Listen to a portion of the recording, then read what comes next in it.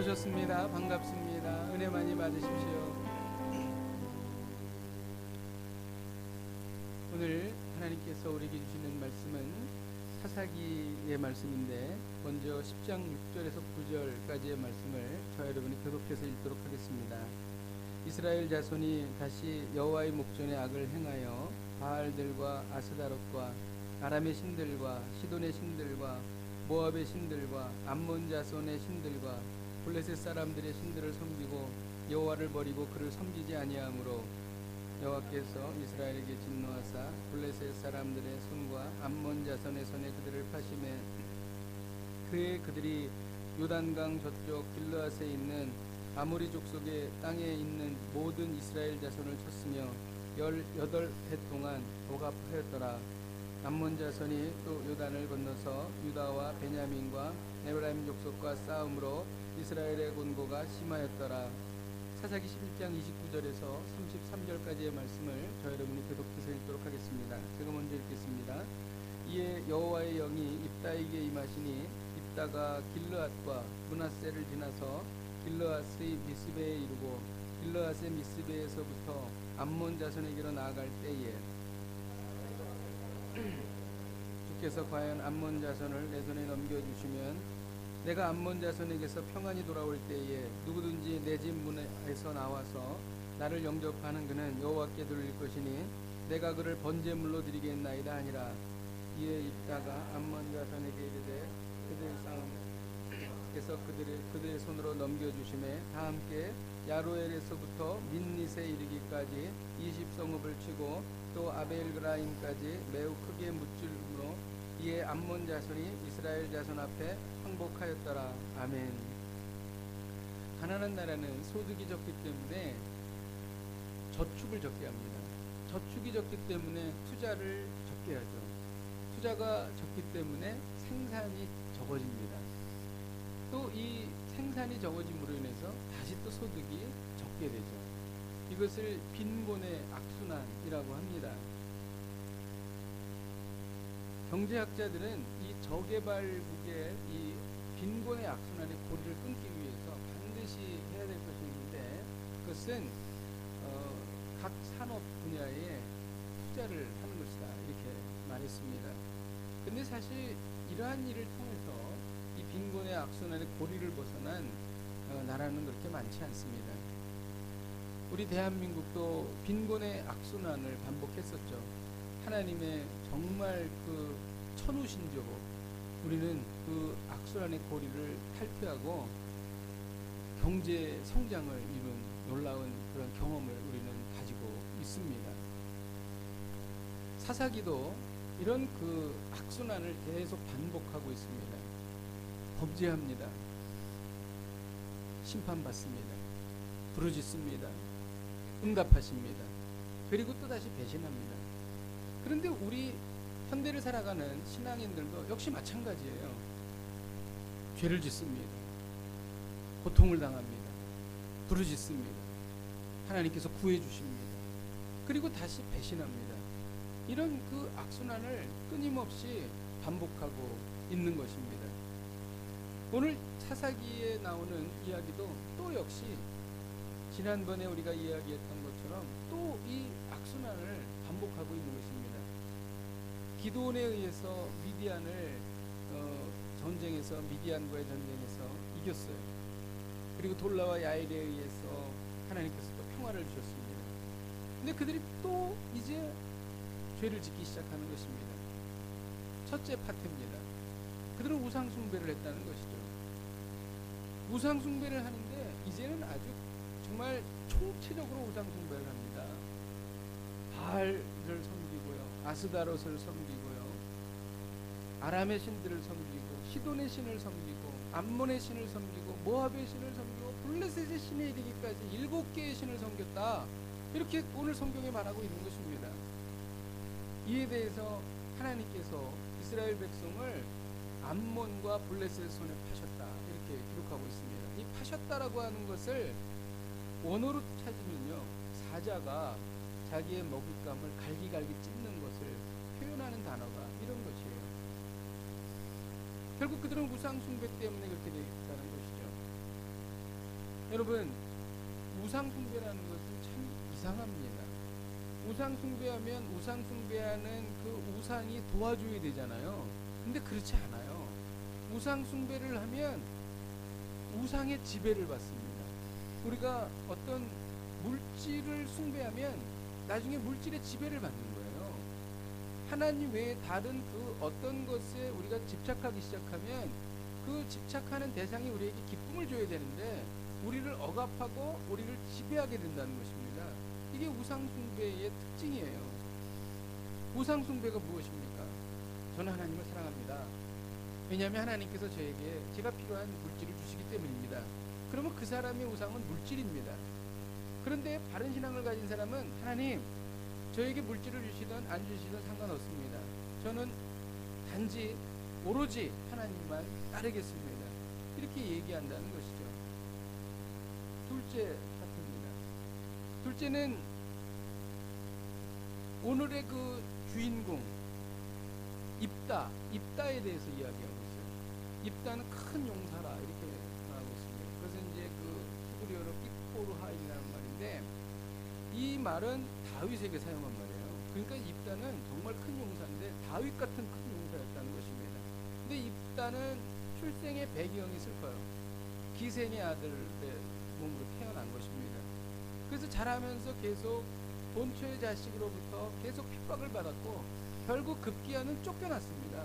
그래가지고 지금의 시리아 땅인 봅이라고 하는 곳에서 비류들과 말하자면은 그 폭력배들, 그다음에 죄를 짓고 도망한 사람들, 이런 사람들과 같이 봅 땅에서 살았던 사람이 입다입니다.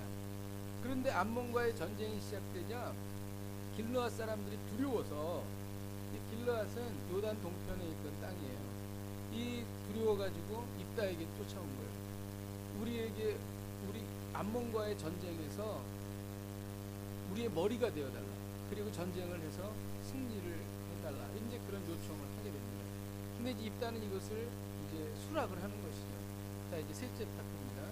그래서 입다가 암몬 왕에게 사신을 보내요. 암몬 왕이 뭐라 그러냐면 길르앗 땅은 우리 땅이니까 우리에게 줘라. 다시 돌려줘라. 이제 그렇게 이야기하면서 계속 압제하는 거예요. 요단강을 넘어서 베냐민 족속, 에브라임 족속 이런 그 족속들을 힘들게 만들기 시작을 하는 거예요. 고통을 주는 것입니다. 그래서 전쟁하기 전에 너희 암몬이 너희가 왜 도대체 우리에게 길르앗 땅을 달라 그러는가? 이제 그것을 이제 그 이야기를 한 거예요. 그랬더니 암몬 왕이 계속 그 땅은 자기네 땅이라고 주장을 하는 것입니다. 근데 입다는요 성경에 아주 능통했어요. 그리고 역사에도 능통했습니다. 그래서 어떻게 그 암몬 왕에게 이 길르앗 땅이 이스라엘의 땅이라는 것을 이제 설명을 하는 거예요. 그래서 역사적인 논증으로 설명을 합니다. 뭐라 그러냐면 우리가 애굽에서 하나님께서 우리에게 애굽을 나오게 하셔서 가나안 땅에 이르게 하실 때에 우리가 가데스 바네아에서 이스라엘 위쪽입니다. 이스라엘 아래쪽입니다. 가데스 바네아에서 가나안 땅을 들어가려고 하는데 에돔 사람들이 우리를 막고 있어서 에돔의 길을 우리가 가려고 했다. 근데 에돔 사람이 길을 안 내줬다. 근데 바로 그 위쪽에 있는 모압에게 또 말을 했는데 모압도 우리에게 길을 내주지 않았다. 그래가지고 삥 돌아가지고 지금에 있는 길르앗 땅 그쪽으로 가려고 당시에 길르앗을 지배하고 있던 아모리 왕 시온에게 이야기를 했는데 아모리 왕 시온은 길을 내주지 않는 것으로 끝나는 것이 아니라 그들이 군사를 데리고 와서 우리를 쳤다. 그래서 우리는 어쩔 수 없이 전쟁을 할 수밖에 없었고 하나님께서 우리에게 그 승리를 주셨기 때문에 그 땅을 점령해서 길르앗 땅이 그때부터 이스라엘 땅이 된 거다. 너희 암몬이 그것을 주장하는 것은 이것은 역사적인 논증으로 봤을 때 이거는 완전히 틀린 얘기다 이렇게 얘기한 것입니다. 그리고 또 신학적으로 논증합니다. 너희의 신이 있지 않냐? 너희의 신이 전쟁을 해서 너희에게 땅을 주면 너희들이 그 땅을 차지하지 않냐? 우리의 전능하신 하나님 여호와께서 우리에게 아모리 왕 시온과의 전쟁에서 우리에게 승리를 주셨기 때문에 길르앗 땅을 우리가 차지한 것이다. 이건 하나님께서 우리에게 주신 것이다. 이렇게 신학적으로 논증을 하는 거예요. 그 다음에 또 과거의 실질적으로 있었던 사건에 대해서 또 논증을 합니다. 그것은 무엇이냐면 길르앗 땅이 역사적으로 누가 차지했었냐고 하는 거예요. 처음에는 모압 왕 발락이 차지했었고, 그 다음에 아모리 왕 시온이 차지했었고, 그리고 이스라엘 우리가 차지했는데, 우리가 차지했을 때에 모압 왕 발락도 그 땅이 우리 땅이라고 달라 그러지 않았다. 그런데 너희가 왜 무슨 근거로 우리에게 이 땅을 달라고 하느냐? 선례에 근거한 논증을 하는 거예요. 그러니까 아무 말도 할 수가 없는 거죠. 이건 뭐 법적으로 봐도 뭐 신학적으로 봐도 역사적으로 봐도 이거는 이스라엘의 땅이다. 이제 그렇게 이야기를 한 거예요. 그런데 암몬 왕은 그것에 대해서 수락을 안 한 것입니다. 어떻게 해요? 전쟁할 수밖에 없죠. 그래서 밀고 들어가가지고 20성읍을 차지하고 결국 암몬은 초토화되었고 결국 항복을 하게 되었다는 것입니다. 넷째 파트입니다. 넷째 파트에 메시지가 들어있어요. 입다는 암몬과의 전쟁 전에 하나님께 서원을 합니다. 사사기 11장 30절 31절을 같이 한번 읽도록 하겠습니다. 시작. 그가 여호와께 서원하여 이르되 주께서 과연 암몬 자손을 내 손에 넘겨주시면 내가 암몬 자손에게 평안히 돌아올 때에 누구든지 내 문 앞에서 나와서 나를 영접하는 그는 여호와께 드릴 것이니 내가 그를 번제물로 드리겠나이다 하니라. 전쟁에서 이기고 자기가 승리해서 돌아올 때에 맨 먼저 나오는 사람을 번제로 드리겠다, 그런 얘기입니다. 진짜 이거 실제로 번제를 드리겠다는 거예요. 뭐 어떤 분들은 이것은 그냥 그 성전의 나시린으로서 딸이 이렇게 하는 것이다 이렇게 얘기를 하는데, 잘 성경을 보면은 그게 아니고 진짜 번제를 드렸다 이렇게 이야기하는 주석가들이 훨씬 더 많습니다. 입다의 그 지나친 충동이었다는 것이죠. 그러니까 인간적인 충동이에요. 왜냐하면 암몬과의 전쟁 속에서 두려움에 빠진 거예요. 그러니까 뭔가 그러니까 인간적으로 생각할 때 내가 하나님께 약속을 하고 하나님께 뭔가를 드려야지 되겠다라고 하는 인간적인 충동에 의해서 그런 거예요. 근데 사실 입다는 그럴 이유가 하나도 없었어요. 왜 그러냐면 오늘 성경에 보면 입다가 암몬과의 전쟁 전에 여호와의 영이 임했다 이렇게 되어 있습니다. 여호와의 영이 임했기 때문에 그는 그런 서원을 할 필요가 없었어요. 그런데 인간적인 충동에 의해서 그렇게 한 겁니다. 그리고 또 하나는 뭐냐면 전쟁에 대한 불안감이에요. 암몬과의 전쟁에서 두려운 것입니다. 계속 암몬은 쳐들어왔고 요단강을 넘어서 이스라엘을 괴롭혔는데, 그것도 한 개의 지파에 불과한 길르앗에서 전쟁과 암몬과 전쟁에서 싸워서 이겨야 하니까 두려움이 있었다는 거죠. 그러니까 뭔가 자기가 이러한 서원을 해야 되겠다 이렇게 생각을 한 것입니다. 입다는 왜 이런 서원을 했을까요? 그것은 역사적인 배경을 우리가 알아야 되는데, 당시에 이스라엘 사람들이 이교 문화에 젖어 있었습니다. 제가 아까 말씀드렸죠. 우상을 숭배하면 우상이 혜택을 줘야 되는데 우상이 쳐들어온다는 겁니다. 이게 우상 숭배의 특징이에요. 그래서 암몬이 섬겼던 몰렉이라고 하는 신이 있는데, 이 몰렉을 섬긴 거예요, 이스라엘 사람들이. 몰렉은 어떻게 생겼냐면 머리는 황소고 밑에는 사람이에요. 근데 이 몰렉의 특징은 뭐냐면 어린 아이를 인신제물로 받기를 원한다는 거죠. 그래가지고 몰렉을 섬기는 사람들은 자기의 최선, 그러니까 자기가 자기의 신에게 드리는 최고의 제물은 뭐냐면 가장 사랑하는 자기의 자녀라는 거죠. 그래가지고 이 자녀를 번제로 드리는 거예요. 근데 이것은 이때뿐만이 아니라 솔로몬 시대에도 솔로몬이 많은 여인들과 결혼을 했잖아요. 이방 여인들과. 그래서 이방 여인 중에 암몬 여인이 데리고 온 신이 바로 몰렉이에요. 그래가지고 솔로몬 시대에도 이렇게 인신제사가 드려졌다는 거예요. 그래가지고 이스라엘의 흰놈의 골짜기에 이 인신제사를 드리는 장소가 있었고, 그 골짜기가 그렇게 피폐된 이유가 그런 그 역사가 있는 것입니다. 그래서 입다가 그렇게 말한 거죠. 여기서 우리는 좀 이상하게 생각이 드는 거죠. 왜냐하면 입다는 하나님의 영에 충만해서 암몬과의 전쟁에서 이긴 사람이고, 그 시대에 정말 그 신앙적으로 바른 사람이다 라고, 리더다 라고 생각을 했는데, 그의 마음속에 그런 생각이 있었다는 거예요. 그리고 그렇게 소원을 해버린 것입니다. 그리고 실제로 그렇게 하는 거예요. 도대체 일이 왜 일어날까? 이것은 뭐냐면 이방 종교가 성행하여 하나님의 백성 안에 잘못된 사고방식이 들어가 있는 것입니다. 잘못된 문화에 물들어 있는 것입니다. 우리가 세상을 살 때에 신앙인들을 많이 봅니다. 신앙생활하면서 많이 보는데 좀 우리가 좀 놀래기도 하죠. 아니, 저 신앙생활은 하는 저분이 왜 저런 이상한 짓을 할까? 그런 생각을 하지 않습니까?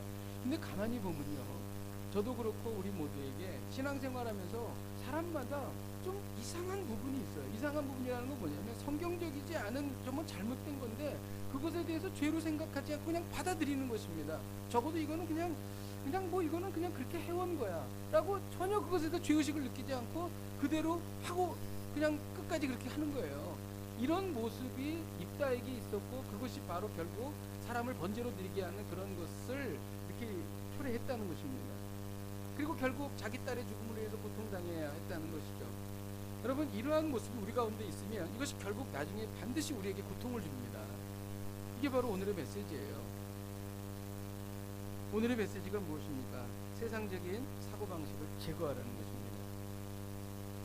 세상적인 사고방식, 나도 모르게 스며든, 나도 모르게 침투한 내 안에 있는 세상적인 사고방식이 있다는 것입니다. 기드온이 그런 게 있었어요. 기드온은 미디안과의 전쟁에서 승리했죠. 그런데 그가 그렇게 말했잖아요. 우리가 너희를 다스리지 않을 거다. 나의 아들도 너희를 다스리지 않을 거다. 오직 여호와만이 너희를 다스리리라. 이렇게 말한 사람이에요. 그렇게 얼마나 신앙적으로 제대로 된 사람입니까? 근데 그 이야기 하자마자 어떤 일이에요? 미디안과의 전쟁에서 얻은 금붙이 나에게 줘. 그래가지고 한 20kg 정도 모아가지고 에봇 만듭니다. 그래서 그 에봇이 제사장이 입던 옷인데 금으로 만든 거예요. 근데 그것이 결국은 우상 숭배하는 빌미를 제공해서 그들이 올무가 되었다. 이렇게 성경에 기록하고 있습니다. 그러니까 기드온에게 뭔가 잘못된 이방 문화가 그에게 스며들어 있었다는 것입니다. 입다가 가졌던 그 잘못된 그 세상적인 사고방식이 기드온에게도 있다는 거예요. 그리고 기드온도 어떻게 했냐면 자기가 리더니까 많은 아내를 거느릴 수 있다 이렇게 생각한 거예요. 그 주변에 있는 이방 문화 다 그랬거든요. 뭐 왕이 되면은 다 많은 아내를 거느리고 많은 자녀를 낳고 그랬어요. 그러니까 기드온도 거기에 물든 거예요. 그래서 결국 자식을 70이나 낳았다는 것입니다. 이러한 부분이 여기에 기록되고 있는 거예요. 자, 그러면 신앙 안에 침투한 세상적인 사고방식이 무엇인가? 눈에 보이는 행위를 중시하는 것입니다. 눈에 보이는 행위를 중시하는 것. 우리 사사기 11장 35절을 같이 한번 읽도록 하겠습니다. 시작. 입다가 이를 보고 자기의 옷을 찢으며 이르되 어찌할꼬 내 딸이여 너는 나를 참담하게 하는 자요 너는 나를 괴롭게 하는 자 중에 하나로다. 내가 여호와를 향하여 입을 열었으니 능히 돌이키지 못하리로다. 입다는 이 상황에서 아무리 자신이 고통스러워도 딸을 번제로 바친다고 말하는 거예요. 우리는 일반적으로 오해하는 한 가지 사실이 있습니다. 그건 뭐냐면 입다에 대한 이야기인데 입다가 서원을 잘못했지만 끝까지 그 서원을 지킨 건 잘한 것이다. 이렇게 생각하는 잘못된 해석이 있어요. 그건 잘못된 거죠. 왜냐하면은 성경에 십계명에 살인하지 말라고 돼 있는데 자기가 잘못한 것을 알면 하나님 제가 잘못 생각했습니다. 이교 문화에 물들어서 제가 잘못 생각했습니다. 제가 회개합니다. 그렇게 돌이켰어야 됐어요. 근데 그것을 끝까지 그렇게 한 것입니다. 그 이유가 뭘까요? 입다는요 뭔가 하나님 앞에 눈에 보이는 행위를 하고 싶었어요. 그래서 그런 서원을 했고 그 서원으로 인해서 딸이 죽게 되었음에도 불구하고 끝까지 눈에 보이는 행위를 자기는 하고 싶었다는 겁니다. 그래서 결국 그 일을 진행하고 만 거예요. 여러분, 우리가 구원을 얻을 때에 행위로 얻습니까? 믿음으로 얻는 것이죠. 공로사상이라고 하는 것은 행위로 구원을 받는다라고 하는 사상이죠. 행위를 통해서 구원받을 사람은 아무도 없습니다. 로마서 3장 10절에서 12절을 같이 한번 읽겠습니다. 시작. 기록된 바 의인은 없나니 하나도 없으며 깨닫는 자도 없고 하나님을 찾는 자도 없고 다 치우쳐 함께 무익하게 되고 선을 행하는 자는 없나니 하나도 없도다. 인간은 스스로 구원할 수 없습니다. 인간의 죄를 치를 뭔가 대가가 필요한 것이죠. 그 대가는 전능하신 하나님의 생명이시죠. 그래서 주님께서 이 땅에 오신 것입니다. 여러분, 이것을 우리가 늘 기억해야 합니다. 늘 이것에 대해서 우리가 눈물로 감사해야 합니다. 어떻게 내가 이렇게 될 수 있을까? 어떻게 내가 영원한 생명을 얻게 되었는가? 이것은 우리로부터 비롯된 것이 아니라 저 천상으로부터 비롯된 정말 거룩한 하나님의 사랑, 예수 그리스도의 보혈의 피로 인해서 우리는 구원받게 된 것입니다. 그것을 자기가 깨닫고 뼈저리게 느끼는 사람은 성화의 길을 걷게 되는 것이죠. 자기의 삶이 바뀌는 것입니다. 만일 그렇지 않다면 그 구원은 가짜예요. 변하지 않는다면 그 구원은 가짜입니다. 남의 등쳐먹고 남에게 고통 주고 사기치고 그렇게 산 사람이 있는데, 그 사람이 세월이 지나다 보니까 자기가 한 게 잘못됐다는 것을 느끼고 또 좀 후회도 되고 그러는 거죠. 그러니까 좋은 일을 많이 하기 시작하는 거예요. 보아원에 가서 기부도 내고 많은 선한 일을 자기가 열심히 하려고 하는 것이죠. 여러분, 그런다 그래서 과거에 지었던 죄가 다 무효가 됩니까? 그런다 그래서 그 사람이 구원받습니까? 아니요. 그것은 그냥 그 사람의 위안에 불과한 거예요. 행위로 구원받을 사람은 아무도 없는 것이죠. 오직 예수 그리스도의 보혈만이 우리에게 구원을 허락해 주는 것입니다. 이것이 바로 사람들은 눈에 보이는 그러한 행위로 이것을 하려고 합니다. 그것은 다 잘못된 것이라는 것입니다. 그것은 그 이교 문화가 우리에게 준 것이죠. 세상 사람들은 그래요. 네가 선한 일을 많이 하면 네가 나중에 만일 천국에 있다면 그 천국에 갈 거야, 이렇게 얘기하면 세상 사람들이 이해를 합니다. 근데 믿음으로 말미암아 구원받습니다. 그럼 이해를 못한다는 것이죠. 이런 세상 사람들의 문화에 우리가 알게 모르게 젖어서 그런 공로 사상에 빠져서 살기 시작한다는 것입니다. 또 우리 안에 스며든 세상적인 사고방식은 뭐냐면 눈에 보이는 능력을 중시한다는 것입니다. 눈에 보이는 능력. 사사기 11장 11절을 같이 한번 읽도록 하겠습니다. 시작. 이에 입다가 길르앗 장로들과 함께 가니 백성이 그들 자신들의 머리와 장관을 삼은지라. 입다가 미스바에서 자기의 말을 다 여호와 앞에 아뢰니라. 길르앗 장로들이 두려웠죠. 암몬 사람들이 이제 대대적으로 공격해 들어오니까. 그러니까 자기들을 구원해줄 사사가 필요한 것입니다. 근데 길르앗 장로들이 볼 때에는 그 시대에 입다가 최고의 용사였어요. 그들은 눈에 보이는 최고의 능력은 입다였다는 것입니다. 그래서 입다에게 찾아가서 그들이 입다에게 이야기를 한 거죠. 암몬과 싸워주십시오. 승리하시면 우리의 머리가 되도록 하겠습니다. 말하자면은 최고의 리더, 지도자로 삼겠다, 그런 얘기죠. 그래서 입다는 그것에 대해서 수락을 하고 이제 암몬과의 전쟁을 하려고 하죠. 길르앗 장로들은 눈에 보이는 능력을 중시해서 입다를 찾아간 겁니다. 그런데 입다의 모습을 보면서 입다는 다르다는 것을 알아요. 입다는요, 오늘 성경에 보면 이 일에 대해서 자기 말로 하나님께 아뢰었다, 이렇게 되어 있습니다. 그러니까 입다는 눈에 보이는 능력보다 눈에 보이지 않는 능력이신 하나님의 능력을 중시한 겁니다. 그래서 자기 말로 하나님 앞에 아뢰었다라고 말하고 있어요. 그러니까 그렇게 얘기한 거죠. 하나님, 이 길르앗의 장로들이 저를 찾아왔습니다. 암몬을 공격하려고 합니다. 그들이 저에게 와서 저에게 리더가 되어달라고 했고 저는 그것을 수락했습니다. 하나님, 이 일에 대해서 하나님의 뜻을 구합니다. 라고 이제 입다가 이제 자기의 말로 이 모든 이야기를 이야기한 것입니다. 그러면서 입다는 하나님의 음성을 들었다는 것이죠. 눈에 보이지 않는 하나님의 능력을 중시했기 때문에 그는 눈에 보이지 아니하시는 하나님께 기도한 것이죠. 여러분, 우리가 중요한 일을 앞두고 있을 때에 반드시 자기의 말로 하나님께 아뢰어야 합니다.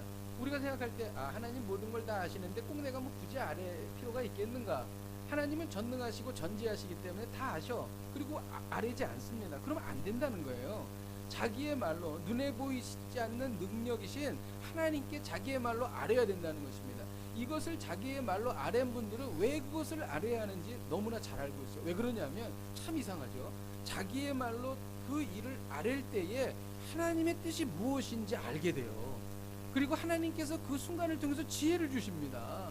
그리고 하나님께서 용기를 주세요. 그리고 하나님께서 한 번도 생각하지 못했던 그 어떠한 그 통찰력을 하나님께서 우리에게 주신다는 거예요. 언제? 보이지 않으시는 능력이신 하나님께 자기의 말로 이 일을 아랠 때 이 일이 일어난다는 것입니다. 그래서 우리가 하나님 앞에 기도하는 것입니다. 여러분, 세상 문화는요, 눈에 보이는 능력을 중시합니다. 정말 절대적으로 중시하죠. 하지만 하나님의 백성들은 눈에 보이지 않는 하나님의 능력을 중시한다라고 하는 것입니다. 만일 이러한 그 이교 문화가 우리 가운데 스며 있다면 이 사람의 특징은 뭐냐면 기도하지 않아요. 아뢰지 않습니다. 다른 방법으로 이 문제를 해결하려고 한다는 것이죠. 또 신앙에 침투한 세상적인 사고방식은 눈에 보이는 풍요를 중시합니다. 눈에 보이는 풍요로. 사사기 10장 17절을 같이 한번 읽도록 하겠습니다.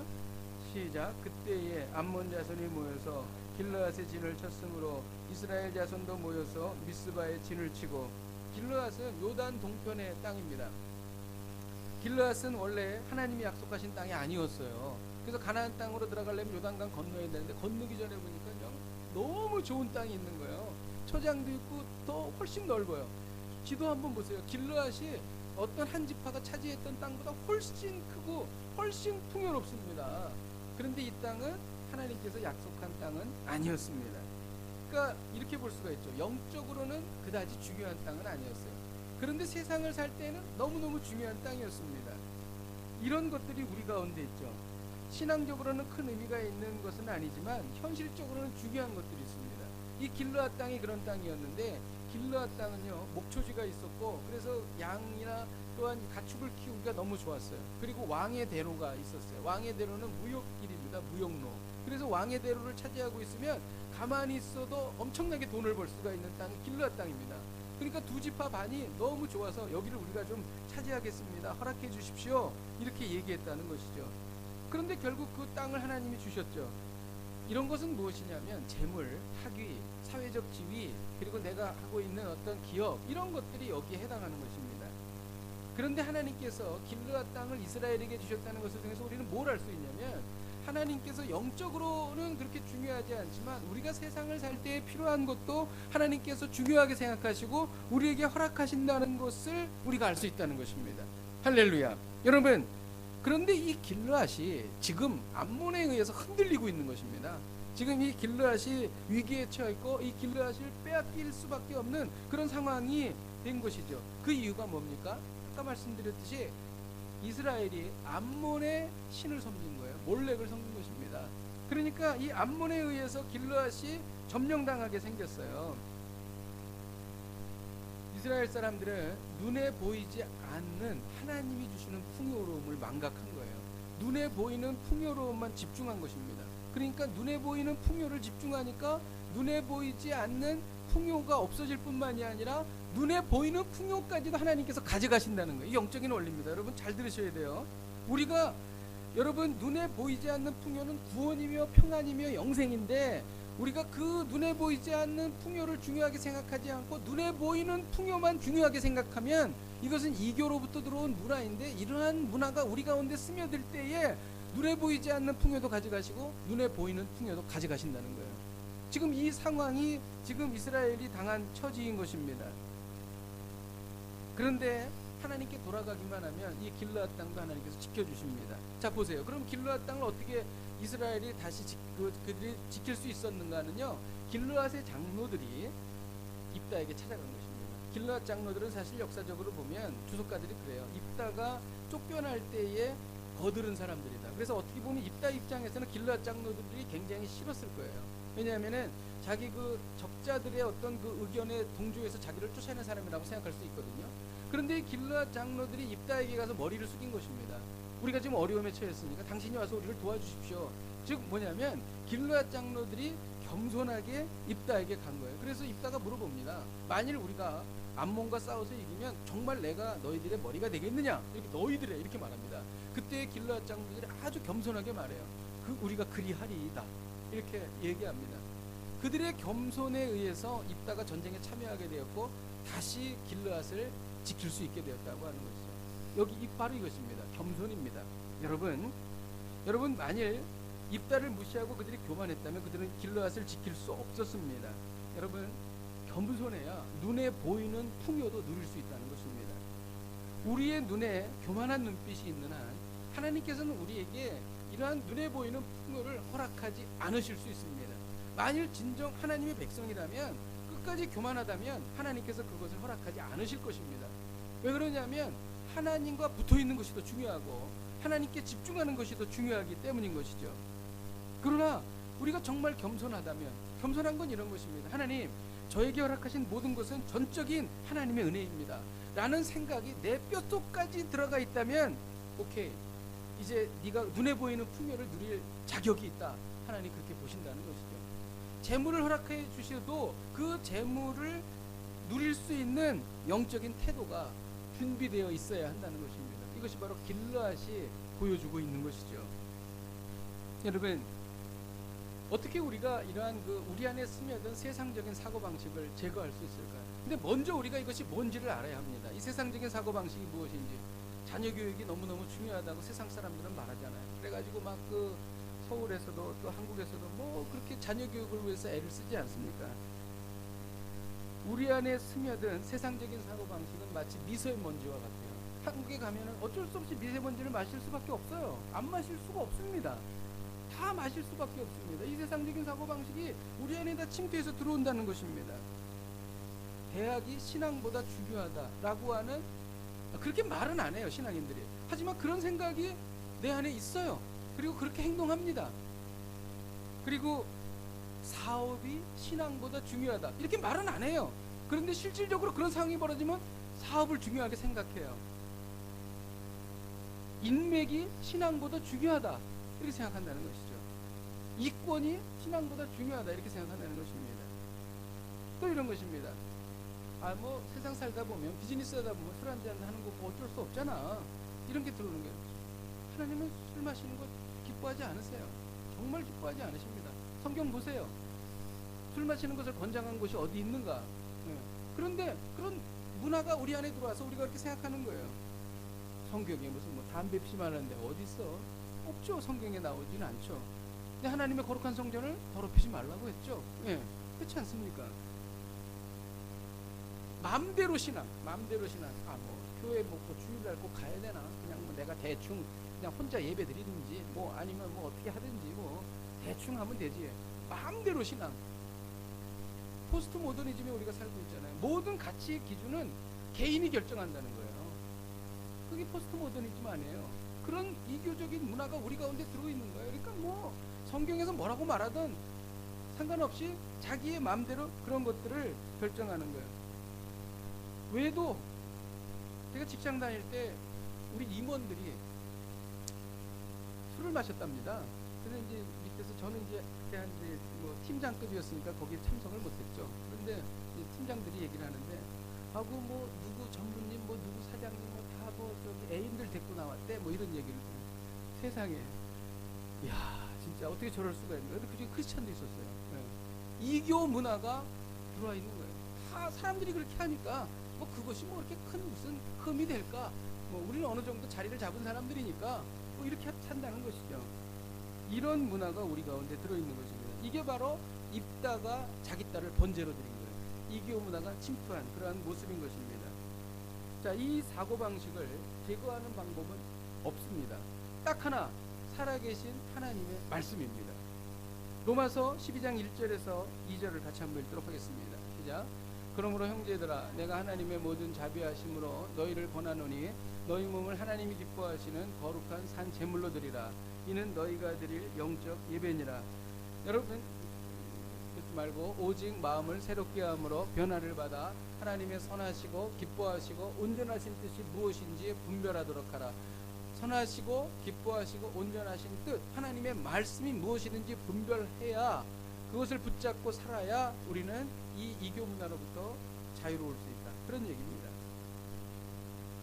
말씀은 곧 하나님이시기 때문인 것이죠. 다섯 번째 파트입니다. 입다는 암몬과의 전쟁에서 승리했습니다. 그래서 이제 그 에브라임 지파가 나타난 거예요, 입다에게. 왜 전쟁 처음부터 시작할 때 우리에게 말하지 않았어? 내가 너와 너의 집을 불살라 버릴 거야. 이렇게 교만하게 말한 거예요, 에브라임 지파가. 자기들이 그 주축 세력이라는 거죠. 입다가 화가 났습니다. 우리는 목숨을 걸고 요단강을 건너서 전쟁에서 암몬과 싸워서 이겼는데 너희가 우리한테 그런 말을 하다니. 그래서 전쟁을 했습니다. 그래서 에브라임이 크게 패했죠. 그래서 길르앗은 요단강 나루톱을 장악해서 도망가는 에브라임 사람들을 죽였어요. 정말 동족상전의 비극이 안타까운 일이죠. 근데 이제 에브라임 사람들 어떻게 죽이냐면 발음을 갖고 죽인 거예요. 그래가지고 휘볼렛이라는 단어가 있는데 그것을 휘볼렛이라고 말할 수 있어야 됐거든요. 근데 에브라임 사람들은 그것을 휘이라는 발음을 못한 거예요. 그래서 휘볼렛 이렇게 말한다는 거죠. 그러니까 우리 경상도 분들이 쌀을 살 이렇게 말하는 거랑 똑같은 거예요. 그래서 그걸로 막 사람을 죽여서 정말 수만 명을 죽이게 됩니다. 왜 에브라임 사람들이 이렇게 자기들이 고통을 당하고 죽임을 당하게 되었는가? 그 이유는 뭐냐면 에브라임 사람들은 언제나 남들 위에 있어야 됐어요. 이 사람들은 주도권을 잡아야 됩니다. 다른 사람이 승리하고 잘 되는 거 못 봅니다. 그래가지고 입다가 그렇게 고생하면서 그 암몬과 싸워 이겼는데 그런 것을 가지고 뭐라고 말했냐면 너희 길르앗은 에브라임에게 도망쳐 나온 자들이다. 그러니까 하나님의 선민이라는 것을 부정한 거예요. 그래가지고 결국 어떤 게 되냐면 아주 심한 영적인 굴욕감을 입다에게 준 거예요. 그래서 결국은 그들은 전쟁을 하게 되었고 결국 그들은 많은 사람이 죽게 되었다는 것이죠. 여러분, 아무리 우리가 화가 나도 상대방과 싸울 때 굴욕감을 주어서는 안 됩니다. 이거 아주 조심해야 됩니다. 그러니까 우리가 세상을 살다 보면 사람들 사이에 분쟁이 있을 수 있어요. 그런 데에 사람들에게 신체적인 약점을 들춘다든지 아니면 과거의 어떤 심각한 잘못을 지적하지 말아야 된다는 거예요. 그러니까 뭐냐면 다투더라도 그 일에 대해서 상대방이 잘못한 것을 말하고 자신을 변호하는 데 그쳐야 돼요. 그런데 거기에서 한 단계 나가서 상대방을 모욕하고 굴욕감을 준다는 것이죠. 이것이 바로 에브라임이 한 행동입니다. 에브라임이 이런 굴욕감을 길르앗에게 주지 않았다면 그들이 42,000명이 죽지 않을 수 있었다는 것이죠. 말씀을 준비하면서 깨달은 것이 있습니다. 사사기 10장 10절에 보면 이스라엘 자손이 여호와께 부르짖어 이르되 우리가 우리 하나님을 버리고 바알들을 섬김으로 주께 범죄하였나이다. 이렇게 기록하고 있습니다. 자, 보세요. 보통 하나님께 부르짖으면 하나님이 용서하시죠. 사자 보내주시잖아요. 그런데 이때는 다르십니다. 하나님 뭐라고 그러시냐면 너희가 섬기는 그 신들이 너희를 구원하나 보라. 아주 냉담하게 말씀하시는 거예요. 그 이유가 뭘까요? 그 다음에 이스라엘 백성들이 뭐라고 기도를 하냐면 우리가 범죄하였사오니 하나님의 뜻대로 우리에게 행하소서. 다만 주께 구하옵나니 오늘 우리를 건져주옵소서 하고 뭐를 했냐면 우상들을 싹 제거합니다. 자, 바로 이겁니다. 그리고 나니까 하나님께서 마음이 움직이기 시작하고 성경에는 하나님이 곤고로 말미암아 근심하였다 이렇게 되어 있습니다. 이 곤고로 말미암아 근심하였다고 하는 것은 하나님이 애가 타셨다는 거예요. 하나님이 이스라엘을 도와주지 못해서 애가 타셨다. 그 이유는 뭐예요? 이들이 진실로 회개했다는 것입니다. 우리는 여기에서 진정한 회개는요, 우리가 잘못했다고 부르짖는 것만이 진실한 회개가 아니라는 것입니다. 잘못된 회개는요, 행동에서 돌이키는 행동의 변화가 수반되어야 한다는 것입니다. 우리는 하나님 앞에 회개 많이 하죠. 그런데 회개하고 나서 그 회개한 내용에 대해서 그 내용을 완전히 고치고 바꾸기 전에는 그것이 진실한 회개라고 말할 수 없다는 것입니다. 어떤 사람은 회개하고 죄 짓고 회개하고 죄 짓고 그러잖아요. 그거는 회개가 아니라는 것입니다. 회개했다면 그 죄로부터 돌이켜서 그 죄가 없어져야 되는 거예요. 행동의 변화가 수반돼야 하는 것입니다. 물론 한 번에 그것을 다 없앨 수는 없어요. 그러나 점진적으로 죄가 없어지는 방향으로 가서 결국은 그 죄가 없어져야 됩니다. 그래야지 그것이 진정한 회개다 이렇게 말할 수 있는 것입니다. 주님, 제가 교만했습니다. 저를 용서해 주세요. 그런데 계속 교만해. 회개가 아니라는 거죠. 주님, 제가 외도를 했습니다. 저를 용서해 주세요. 근데 계속 외도를 해. 그건 회개가 아니라는 거예요. 회개는 무엇인가? 끊을 것은 끊는 거예요. 멈출 것은 멈추는 것입니다. 단절할 것은 단절하는 거예요. 이게 진짜 회개인 것입니다. 오늘 이교 문화에 젖어든 우리의 어떤 모습이 있다면 끊어야 됩니다. 단절해야 됩니다. 그리고 멈춰야 합니다. 그것이 진정한 회개죠. 그러면 하나님의 마음에 애가 타기 시작하십니다. 내가 저 자녀를 도와야 될 텐데, 내 아들을, 내 백성을 도와야 할 텐데, 막 마음이 끓기 시작하는 것이에요. 그러면 끝난 거예요. 하나님 도와주십니다. 그리고 우리는 살아나는 거예요. 할렐루야. 어떻게 해야 합니까? 요엘서 2장 13절 우리 같이 한번 읽도록 하겠습니다. 요엘서 2장 13절 제가 읽어드릴게요. 너희는 옷을 찢지 말고 마음을 찢고 너희 하나님 여호와께로 돌아올지어다. 그는 은혜로우시며 자비로우시며 노하기를 더디하시며 인애가 크시사 뜻을 돌이켜 재앙을 내리지 아니하시나니. 여러분, 마음을 찢고 우리 하나님 여호와께로 돌아오십시오. 반드시 하나님께서 우리를 건져주십니다. 오늘 하나님은 우리에게 말씀하십니다. 세상적인 사고방식을 제거하라. 세상적인 사고방식을 제거하라. 이를 위해 말씀대로 사시기를 주님의 이름으로 축복드립니다.